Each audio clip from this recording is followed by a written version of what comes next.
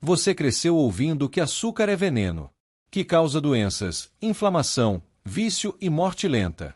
E em muitos casos, isso é verdade. Mas e se eu te dissesse que nem todo açúcar é igual? Que antes do açúcar branco dominar o mundo, existia um tipo de açúcar usado como alimento, remédio e até preservador da vida. Um açúcar tão poderoso que atravessou civilizações, mas que hoje quase ninguém conhece. Não porque ele não funcione, mas porque ele não se encaixa no sistema moderno. Durante milhares de anos, o ser humano não teve acesso a açúcar refinado. Não existiam fábricas, processos químicos ou branqueamento industrial. Ainda assim, povos antigos consumiam doces naturais e não enfrentavam as epidemias metabólicas que vemos hoje. Isso levanta uma pergunta desconfortável. Será que o problema é o açúcar, ou o que fizeram com ele? Antes de ser transformado em um pó branco sem vida, o açúcar era um alimento completo, rico em minerais, enzimas e compostos que trabalhavam junto com o corpo, não contra ele.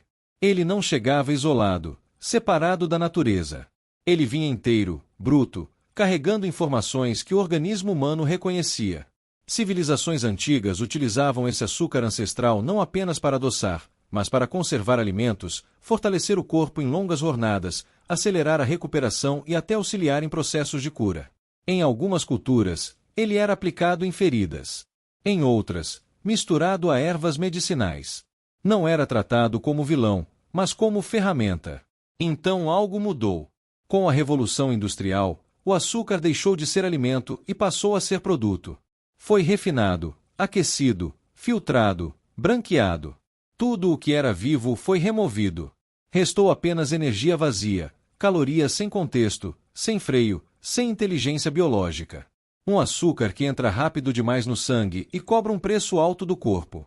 E aqui está o ponto central que quase ninguém discute. Quando você tira os minerais do açúcar, o corpo precisa buscar esses minerais em outro lugar para conseguir metabolizá-lo. Resultado: ele retira do próprio organismo. Ossos, dentes, tecidos. Não é o açúcar em si que destrói. É o açúcar morto. O açúcar ancestral, por outro lado, não gera esse efeito. Porque ele já traz consigo os minerais necessários para sua digestão. Ele não cria desequilíbrio. Ele participa do processo. É por isso que povos tradicionais conseguiam consumir doces naturais sem desenvolver diabetes, obesidade ou inflamação crônica como vemos hoje. Mas por que isso foi apagado? Porque um açúcar vivo não pode ser produzido em escala absurda. Não pode ser armazenado por décadas. Não gera margens de lucro gigantescas. Ele depende de processos naturais, de tempo, de respeito à matéria-prima. E isso não combina com o modelo industrial que precisa de velocidade, padronização e dependência. Então fomos ensinados a temer a palavra açúcar. A demonizá-la por completo. Enquanto isso, o açúcar refinado se infiltrou em praticamente tudo: pães, molhos, alimentos fitness, produtos infantis.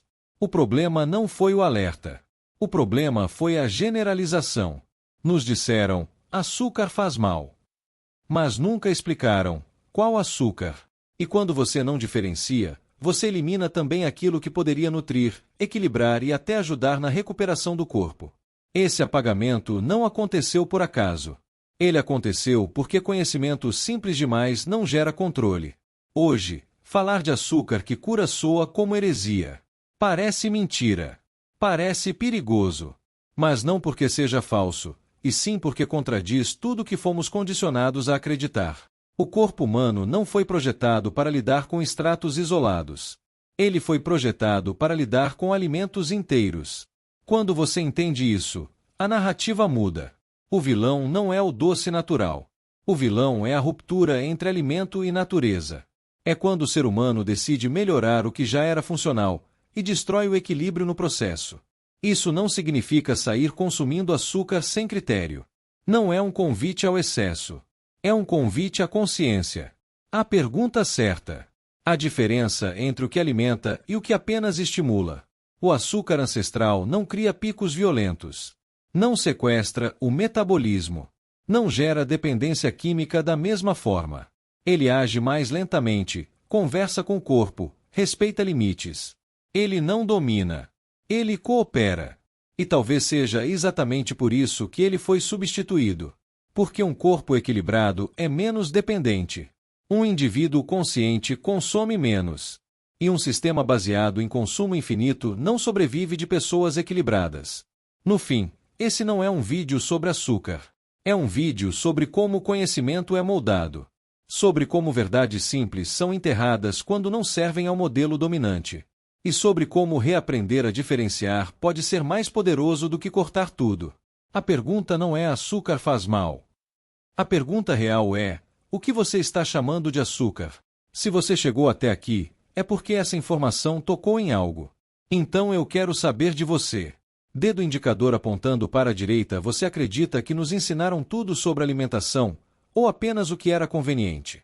Dedo indicador apontando para a direita, você acha que o problema está no alimento ou no processo? Deixe a sua opinião nos comentários.